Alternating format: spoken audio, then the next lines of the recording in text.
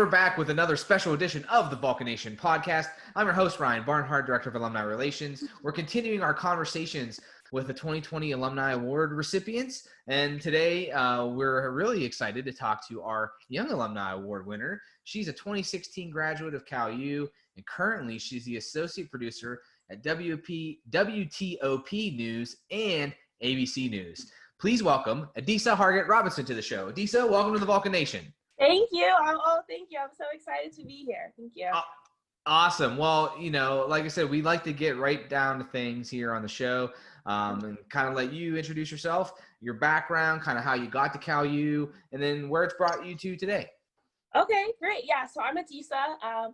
I'm from York, Pennsylvania originally. So when people say that Pennsylvania is Pittsburgh and Philadelphia and Alabama, I'm from the Alabama part of the state. So I'm from York, Pennsylvania, came to Cal in 2016. It was really funny, actually. I really liked the name California at the time, and so that was kind of interesting, and the dorms and everything. And so I came to Cal U as a freshman and just fell in love with the campus. Like, I was that kid who was in everything, like the activities fair that was going on. I was going around signing up for all of these clubs. I was a member of all of these clubs, and I was just overly involved probably, but I loved Cal U. And it was an amazing time. I met all my best friends there. I met so many amazing people at Cal. And it's just been a great school. Since then, I graduated in 2016, like you said. I went to American University. When I was at Cal, I studied political science. And I really was excited about the election. From there, I went to American University and studied broadcast journalism, where I got a master's degree in that. I interned at a few places, such as CNN, C-SPAN, NPR, and then ended up working at Military Times for about a year. While I was there, I helped launch their newest website called Reboot Camp. Left there, went to work at the VA for a little while, helped produce some really cool government internal broadcasts within the VA. Also got to be the host of those broadcasts, so kind of like the on-air anchor. So that was pretty cool. And now I'm at WTOP News in Washington, D.C., which is one of the premier radio stations in Washington, D.C. for local news. And I also will be at ABC News as well. So that's a little bit about me. And I'm just, once again, really excited to be here. I really love Cal U, and I'm so honored to be receiving this award. Thank you so much. No, absolutely. And it's kind of cool, I think, to see blend the political science background, blend the media background, and really kind of like forge your own path and kind of like unlock your own story, which is what, kind of our campaign is to prospective students right now. The fact that like you come to Cal U, you can unlock these different like skills or pathways that set you up for your career and beyond. So, particular to your story, are there any skills or maybe a specific kind of like idea or pathway or advice, maybe whatever it is, that you took from your time at Cal U, maybe that you use in your daily basis, or kind of like a philosophy that you follow? Yeah, so I think for me, I don't want to make myself come off as like this nerd person who was like all about school and everything. No, I'm a nerd person when it comes to this too, so it's okay. But I want to say the thing about college that I found to be really important is you have 4 years. And you have 4 years to really kind of learn and get yourself kind of together before you go off into the world. And I feel like you have to make the most of those years. And I think that it starts from the very beginning.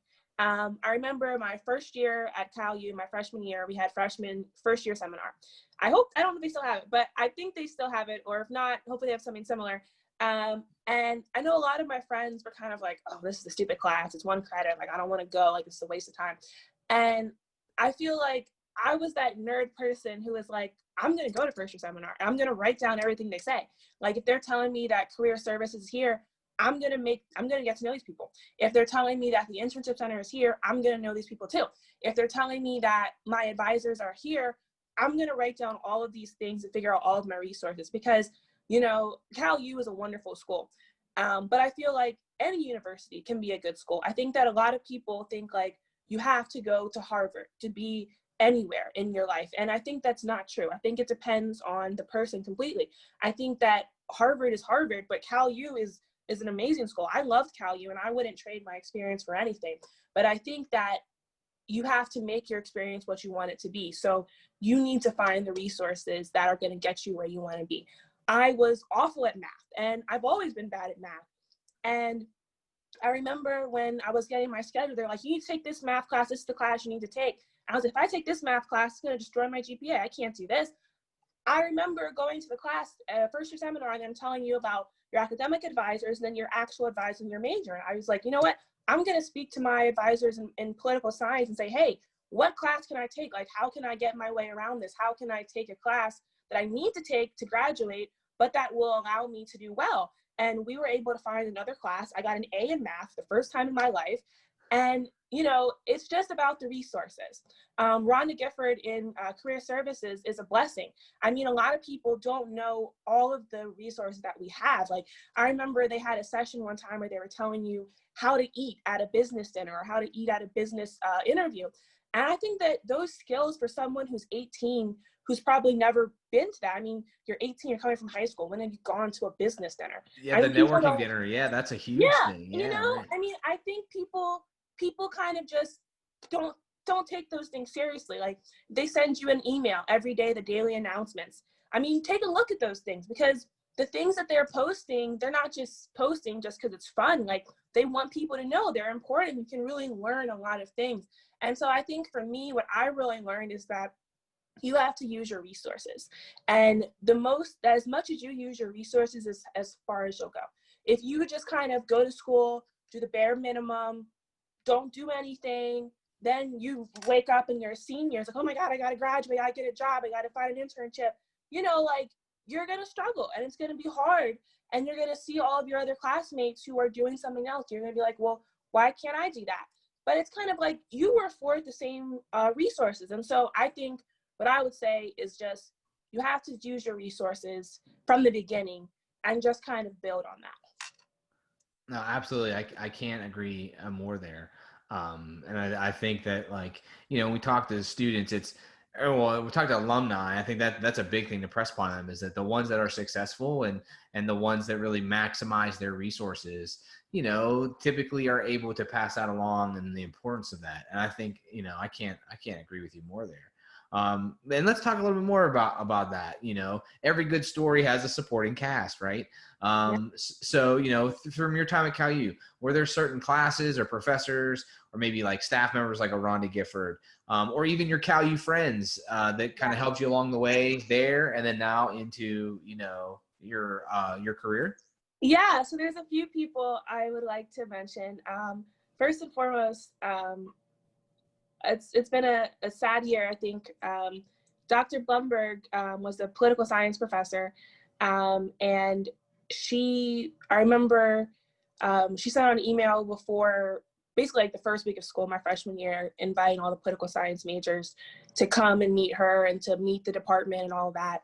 And I remember like being that nerd, like, I gotta meet her and all this type of stuff. And she was the biggest inspiration to me. Unfortunately, and really tragically, she passed away this year, which is really, really sad. But she was amazing.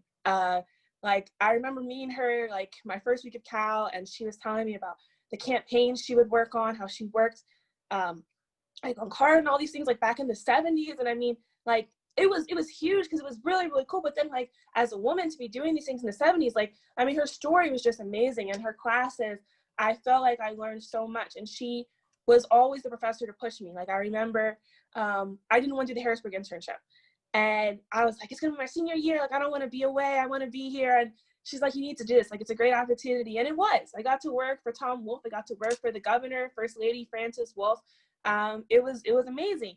And I feel like her not really pushing me and really, you know, kind of telling me about these things, like, I got to work on so many different campaigns, so many different opportunities really came from her. And I would say to people, you know, your professors aren't just there to teach you in the classroom. They're really there to teach you everything. And if you get to know them, especially people who are in your major, they can really, really help you. Like, Dr. Blumberg, I would say for sure, was just amazing in the political science department. I would also say, I mentioned Rhonda Gifford and Emma Jackson in career services. They're so helpful. I remember Emma Jackson basically wrote my first resume. I kind of like Googled, I Googled how to make a resume, and it wasn't that good. And She found you out, huh? She knew that. She like tore it apart. I gave it to her and she's like, this isn't gonna work. And like she worked on it and then she sent it back to me like 2 days later. And that was kind of the template that I've kind of been going off of even now. And they've always been so helpful. Like if I had a question about a job or anything, I remember one time I got these weird messages on LinkedIn, and I remember speaking to Rhonda and was like, this is sketchy to me. Like, what is this? And she was able to tell me like, this is a scam. Like this is something that you shouldn't be involved in. And so I love them. They were just amazing to me. And then I guess I'll get a little touchy. So my boyfriend, Kembia, also was a graduate from Cal U. He graduated the year before me. And I met him at Cal, and oh my gosh, okay. Someone called me, so I tried to turn that off. So I met him at Cal, and when I first met him, he's very smart. He was student trustee at Cal, and he was always very serious and kind of intimidating. And so being around him, he kind of like influenced me to want to do better and to want to be smarter. So I would definitely say him. But Dr. Blumberg, like she will be missed. I mean, she really was amazing. And I think for the political science department, she did so much. She was always trying to get people to register to vote with the American Democracy Project. She did so many amazing things at Cal. I was president of Cal Campaign Consultants, which was a club that she helped organize. She was our advisor, and she was just amazing. So I would definitely really highlight her, because she made a really huge impact on my life.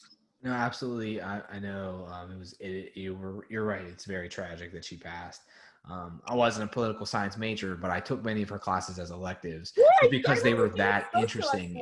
Yeah, like her like the presidency class, and just she was a political powerhouse in Ohio that not a lot of people recognize, maybe know. You think like, oh, she's a professor because she was tenured and everything, head of department, but just her like political bona fides were no joke. So yeah, she was a great mind, and definitely will be missed there. So well, let's lighten the mood a little bit up here after that. We like to have fun here on the podcast too, not be so serious all the time. So we'll play a little bit of a lightning round if you're cool with that. Okay. All right. So what's the coolest part of your job? So at WTOP, I am an associate producer. That's my job title, but I get to do so many different things. It's not like you come in and you just do your job and like you don't get to give your ideas or anything. I get to really help create the news that we're going to air on our show. So like if I see something that I think is important, or I think is something that people are talking about and we should be talking about, I can send it to the editor. I can send it to our news director and say, hey, I think this is an important story. I think that we should be talking about this. And once I actually got to make it on air, got to do a story myself on air. So I really like that opportunity. I feel like I get to be a part of the conversation and really help shape the news. I feel like when you're listening to the radio, when you're watching TV, you just see something that's beautiful. You don't really think about all that went into behind the scenes to create it. And so for me, on the other side of it, like if I see a few people tweeting about a protest on Twitter, or like if I see about like something that's going on in a small town in Maryland, and we're not talking about it, but I think that we should be talking about it. And then my news directors say like, oh, like let's put it on the air. And we put it on the air, and then I'm driving home listening to it. I mean, there's something special about that. Like I feel like I contribute to that, because there's thousands of people in Washington, D.C. and in the area who listen to our radio station. And so to be a part of creating that is really special. And I really like it.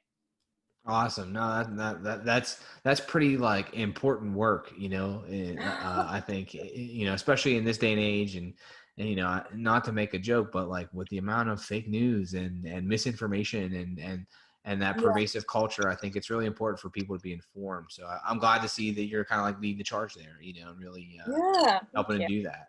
All right. This is the PG-13 podcast, right? Okay. So, and I know this is a tough question because you probably have a lot of different memories from your time at Cal U, but is there one that sticks out maybe more than the others that you remember more fondly or most fondly when you think about your time at Cal U? Oh man, there were a lot of good times. But I think one of my favorite things, kind of like as I guess like sophomore, junior year, that I think was always like a good, really good time was the NPHC, so the Black Fraternities and Sororities host a cookout for homecoming weekend. And every year going to that cookout has just been a blast. So I would probably say that is one of, honestly, probably homecoming weekend in general. Like my freshman year homecoming, going to like union parties, and then like going to the cookouts years later. I mean, people would try to like talk badly about it, homecoming, but I always had like a lot of fun, honestly. Yeah, I would say homecoming. And then I would say ballroom dance class, but for a specific reason. So I went to like 3 ballroom dance classes. I think I said I joined a lot of clubs, and I did, and then I got out of some of them, got back in some of them. But anyways, my friend was like, oh yeah, let's go to ballroom dance class, let's go. I was like, all right, cool, okay, let's go. So we go, and I went with my roommate, and I met my one friend, Mia, this girl who lived in my building, was there. And we got talking and everything. And turns out she lives in my building. And she became my best friend. And then I met someone else. Holly was in the class too. And so we started talking. She loves Sims and like all these other things that I was into. And so she and I are still really good friends to this day. I think Ebony wasn't there, but I remember after going to the class, I ended up seeing like all of my friends who I'm like are my best friends now. We were all in women's health class, and we all kind of met through ballroom dance. So I was like, like this is crazy. Like I went to this club like 3 times, and like all of my best friends, basically I met from going to ballroom dance class, and we're still really good friends to this day. So I would definitely say going to that class and homecoming weekend have always been like really important to me. That's awesome. Ballroom dance class with all your friends. And it's cool that you guys still have like that stick togetherness. I know, and I say this a lot on the show, but every, no matter what time people graduated from, what decade, they always have this Cal U group of friends that they keep around. And it's really cool always to see that like in different circles. All right. We're building the ultimate playlist for Spotify. So the ultimate Cal U playlist, I should say. So is there a song that reminds you most about your I time? actually have a playlist for like, well, it's called like Ratchet Cal U House Parties. That's the name of the playlist. Let me see. Okay. No, I think I have one of those also from our times. I had a lot of fun at Cal. So the song, okay, so I think I mentioned like union parties. So the song Pony, whenever that song comes on and like you hear the music, it's just like everybody just like gets crazy. So I would say that song, and then I would probably say, what's it called? Juicy J. What's the name of this song? I have it up here. Bands to make her dance. Bands. That's a great song. Yeah. So that's our first Juicy J entry. So they would play it at every party, and it was always it was always a good time. But yeah, I would definitely say Genuine Pony is like a classic staple, and then absolutely dance. Yeah. Those are 2 good ones, and I think Genuine was already on there, but that's the first band's request, so we got some Juicy J now. I'm pumped. All right. We're also settling the great food debate. So, what is the best meal that you had, or favorite place to eat at Cal U? Now, this could be on campus, it could be off campus, like from the surrounding community, or it could be one of each. Yeah. So, I'm gonna say I I've heard that Spuds is closed. It did, And unfortunately. I'm really, really sad about that. But I love their buffalo chicken fries, and I would love going there like till 3 a.m. So that was really, really fun. And then the smoothies at, what's it, Taylor and Burns? I think that's what Taylor it's Burns, called. yeah. Yeah, the smoothies there were really, really good. But now, like, Cal U has a Chick-fil-A and like all these other things. I mean, I don't even know. But I love those smoothies. I actually would use a whole meal swipe sometimes just to get a smoothie. And I love the buffalo chicken fries at Spuds. So yeah. Awesome. Those are great choices all around. Well, Adisa, I want to thank you again for taking some time out today to join us here on the podcast and celebrate your Young Alumni Award win this year. And, you know, once we're able to meet safely, I'm excited to be able to actually present you the physical award. So Yes, I'm excited too. yeah, right. So before we sign off, is there a way for listeners to connect with you, maybe like on LinkedIn or find more of your work somewhere? Yeah. So you can find me on LinkedIn. You just type in Adisa Hargett-Robinson up there, or people can email me at adisa2012@yahoo.com. I really love Cal, and I really want, like, I don't think that I'm just some great person or whatever that people need to be reaching out to me. I mean, they can, but I say, the only reason I say is just because I feel like a lot of times when you're a student, it's hard to really see past where you are. And sometimes you don't really have someone who's outside of school who came from your same environment to really motivate you or to really kind of tell you like, hey, you know, like this is what you should be doing, or like, let me help you with this. I mean, I had Dr. Blumberg and she was a professor, but she was much, much older than me. And I think like having someone who is close to your age is always very helpful. And I kind of never really had that like mentor to really kind of like guide me in that way. So any Cal U student who wanted someone to talk to about, you know, like applying for internships or applying for jobs, or even just like anything about the school. I mean, like there's so much else going on. Like they have tons of clubs. Like I know BSU and Highland United host all these type of really cool panels and really interesting kind of seminars where they're talking about different things. So if there's someone who just wanted to talk about anything in that way, you know, I'd be more than happy to talk to people, just because I feel like you kind of need someone to sometimes guide you. I know I did, and I feel like most people do. So yeah, I'm more than happy to talk to young Cal U students. Cal U for life. So always. That's right, Cali for life. Well, Adisa, thanks again so much. And for Adisa, I'm Ryan. This is the Vulcan Nation. We'll catch you here next time. Bye-bye.